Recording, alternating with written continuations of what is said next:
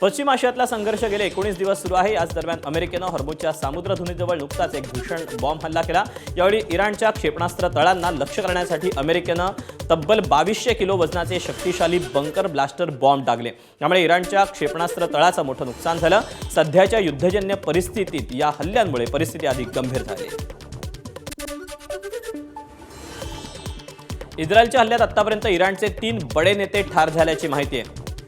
यामध्ये सुरक्षा प्रमुख अली लारिजानींचा मुलगा अली रजा बियात, इराणच्या बासिस प्रांतातले कमांडर गुलाम रेजा सुलेमानीही ठार झालेत। त्यापैकी लारिजानी आणि सुलेमानींच्या मृत्यूची इराणकडून पुष्टी करण्यात आली।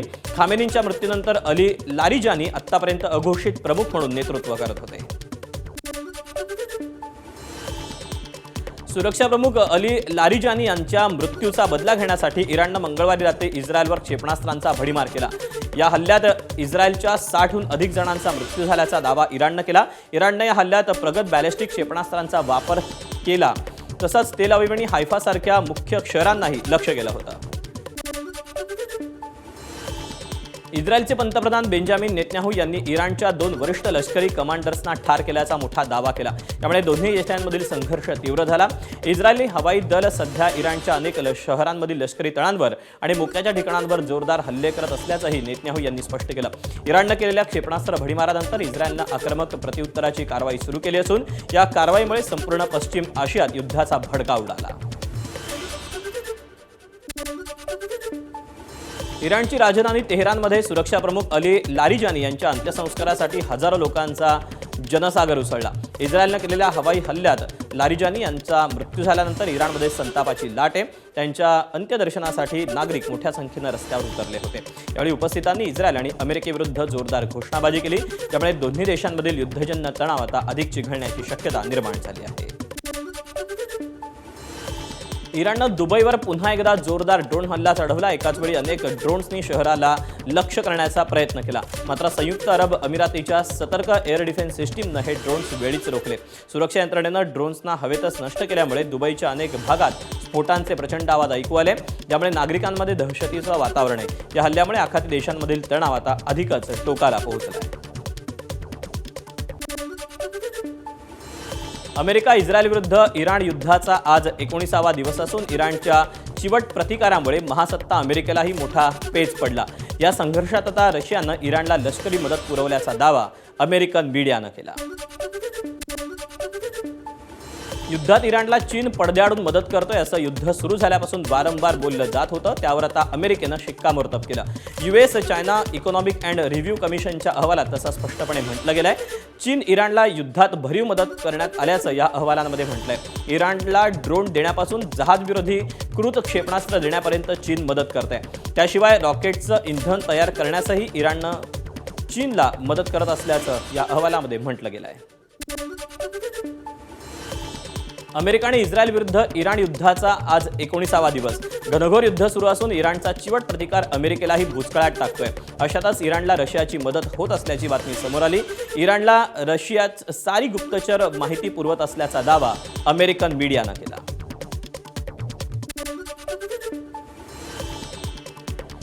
युद्धग्रस्त इराणला भारतानं वैद्यकीय मदतीचा हात पुढे करत औषधांची मोठी खेप इराणला पाठवली। इराणच्या भारतातील दूतावासानं याबद्दल आभार व्यक्त करत व्हिडिओसह ट्विट केलंय। ही औषधांची मदत इराणच्या रेड क्रिसेंट सोसायटीला सुपूर्द करण्यात आली।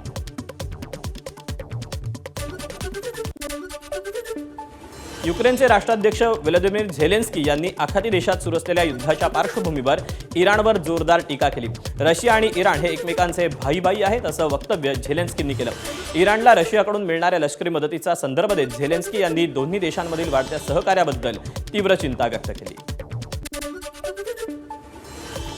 कच्च्या तेलाच्या दरात प्रचंड उसळी पाहायला मिळते। युद्ध सुरू झाल्यापासून तेलाचे दर जवळपास दुप्पट झाले। फेब्रुवारीत सरासरी $69 प्रति बॅरल असलेला दर आता तब्बल $146 वर पोहोचला। तर रोमानमध्येही दर $150च्या घरात गेले। या वाढीचा थेट परिणाम इंधन दरांवर आणि महागाईवर होण्याची शक्यता व्यक्त केली जाते। भारतात 30% खतांची आयात आखातातून होते। त्यामुळे आता या युद्धाचा खतांच्या किमतीवर परिणाम होतोय। आगामी खरीप हंगामात लागणाऱ्या खतांच्या किमती प्रति 50 किलो मागे 200 ते 250 रुपयांनी महाग झाल्यात. युद्धस्थिती अशीच राहिली तर खरीपाच्या हंगामात खत टंचाई देखील निर्माण होण्याची शक्यता आहे. देशातील खत निर्मिती कारखान्यांकडील कच्चा माल देखील संपण्याच्या मार्गावर आहे. त्यामुळे भारतीय खतांच्या उत्पादनाचा वेग मंदावला. त्यातच 1 एप्रिलला केंद्र सरकार खत धोरण ठरवणार आहे. त्यात केंद्र सरकार सबसिडीबाबत काय निर्णय घेणार यावर देखील खत दरवाढीचं गणित अवलंबून असेल. युद्धजन्य परिस्थितीमुळे व्यावसायिक गॅस सिलेंडरचा तुटवडा निर्माण झाला. त्याच्या वाढलेल्या किमतीमुळे यंदा गुढीपाडव्याचा कोडवा महाग होतोय. व्यावसायिक गॅस वेळेवर मिळत नसल्यानं आणि महागल्यानं श्रीखंड उत्पादक अडचणीत आले. वाढत्या खर्चामुळे श्रीखंडाचे दर हे 300 रुपये वरून थेट 350 रुपये प्रति किलोपर्यंत पोहोचले आहेत. रॉ मटेरियल आमचं सर्व जो प्लास्टिक बॅगे होते, तुपाचे, दुधाचे, श्रीखंडाचे जे कंटेनर आहे सर्व महाग झाले. त्याचे 40-40, 50-50 रुपये प्रति किलो मागे वाढलेले रेट. आणि रिटेल काउंटरलाही श्रीखंड 1 तारखेलाच आम्ही 20 रुपये प्रति किलो वाढवलं. हीच परिस्थिती पुढे चालत राहिली तर अजून 5 ते 10% श्रीखंड, आम्रखंड, तूप यांचे रेट वाढतील. नागपूरमध्ये एलपीजी दरवाढीचा मोठा फटका वाहनधारकांना बसतोय. गो गॅस पंपावर वाहनांसाठी वापरल्या जाणाऱ्या एलपीजीच्या दरात पुन्हा एकदा प्रति लिटर 5 रुपयांची वाढ झाली. मागील 2 आठवड्यात तब्बल 28 रुपये 36 पैशांची वाढ झाल्यानं ग्राहकांनी संताप व्यक्त केला. संभाव्य वाद टाळण्यासाठी पंपांवर युद्धजन्य परिस्थितीची माहिती देणारे सूचना फलक हे लावण्यात आलेले आहेत. इराण आणि अमेरिका यांच्यातील युद्धामुळे अनेक देश तेलाच्या संभाव्य संकटाचा सामना करत असताना श्रीलंकेनं एक वेगळा उपाय शोधला. प्रत्येक बुधवारी सार्वजनिक सुट्टी देण्याचा निर्णय श्रीलंकेनं घेतला. पश्चिम आशियातील सध्याच्या संकटाच्या पार्श्वभूमीवर इंधनाची बचत करण्याच्या प्रयत्नात श्रीलंका सरकारनं हा निर्णय घेतला. आजपासून शासकीय संस्था आठवड्यातून केवळ 4 दिवसच कार्यरत राहतील.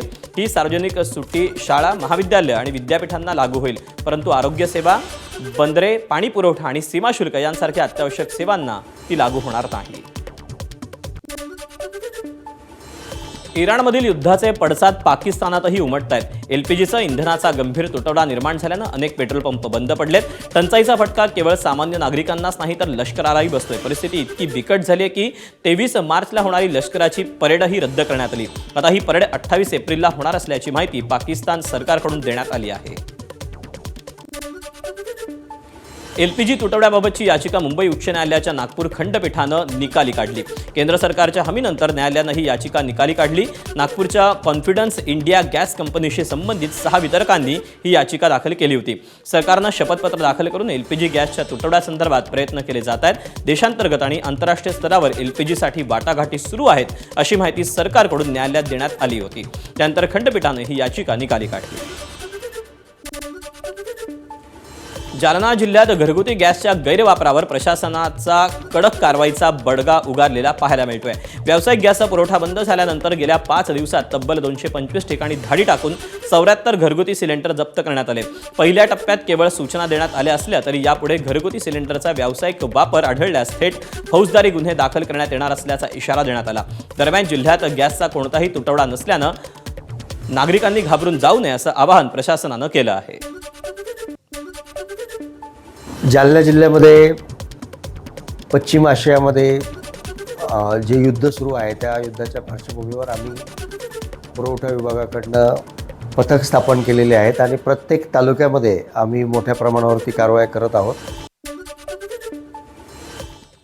आणि एक महत्त्वाची बातमी हाती आली आहे. इराणच्या गुप्तचर मंत्रालयाचे प्रमुख इस्रायलच्या हल्ल्यामध्ये ठार झालेले आहेत. इस्रायलच्या सुरक्षा दलानं तसा दावा केला आणि इराणसाठी हा मोठा धक्का मानला जातोय. इस्माईल खतीब हे इराणच्या गुप्तचर मंत्रालयाचे प्रमुख होते. तेहरानमधील एका हल्ल्यात खतीब यांचा मृत्यू झाल्याचा दावा करण्यात आलेला आहे.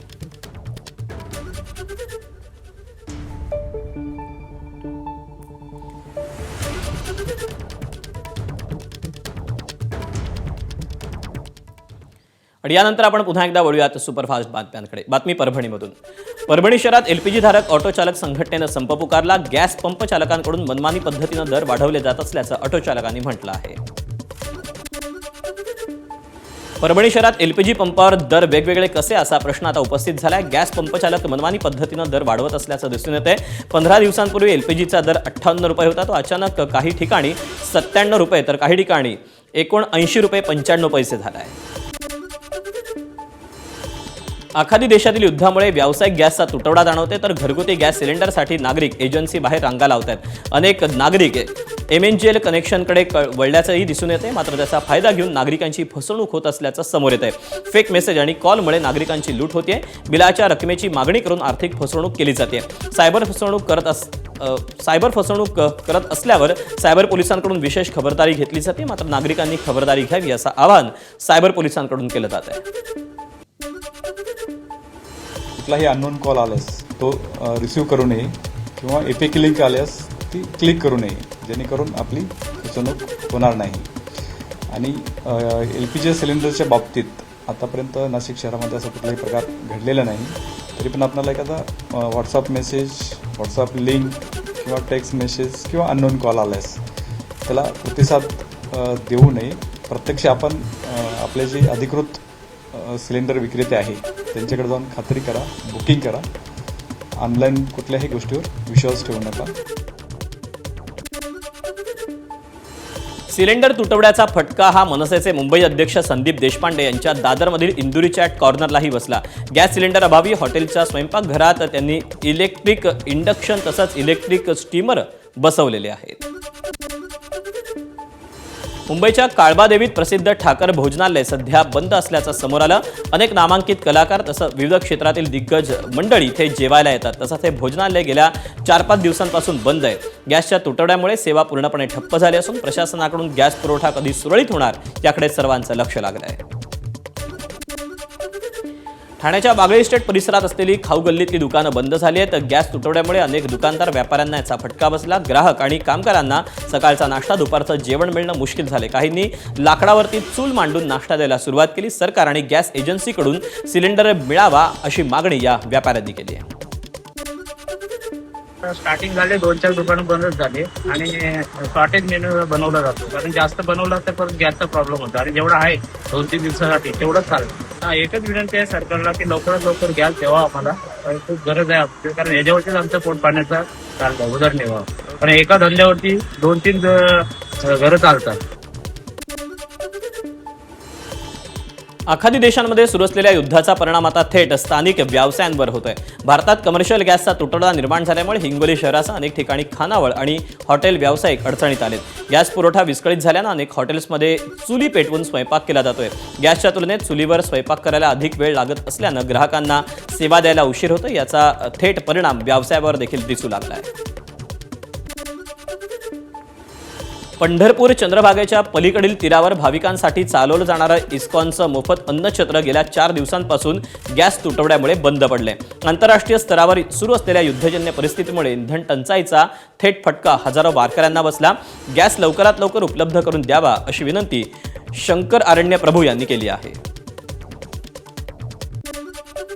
जवळजवळ 3-4 दिवसापासून हे अन्नदानाची सेवा पूर्णतः थांबवलेली आहे. आता चुलीवरती काम चालू आहे, तेही पण 1-2 दिवसामध्ये संपण्याची शक्यता आहे पूर्णपणे. आणि त्याचबरोबर इस्कॉन पंढरपूर मंदिराच्या मध्ये जे 2 रेस्टॉरंट आहेत, रेस्टॉरंटही पूर्णपणे आम्ही थांबवलेलं आहे. आणि चुलीवर किती दिवस आपण शिजवणार, लाकडाची खूप तुटवडा भासत आहे, कारण नैसर्गिक दृष्टिकोनातून ते बी एक मोठं आपत्ती आपल्याकडून होणार असल्यामुळे आम्ही ते झाडे पण कट करू शकत नाही.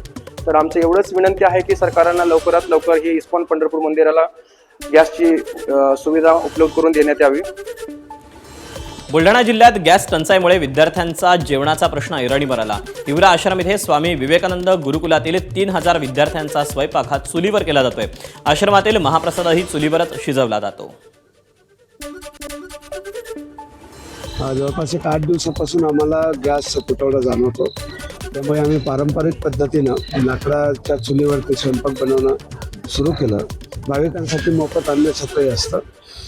सकाळी लवकर हा स्वयंपाक सुरू होतो, पण गेल्या काही दिवसापासून चुलीवर करावं लागत असल्यामुळे धूर, उष्णता याचा त्रास महिलांना होतो.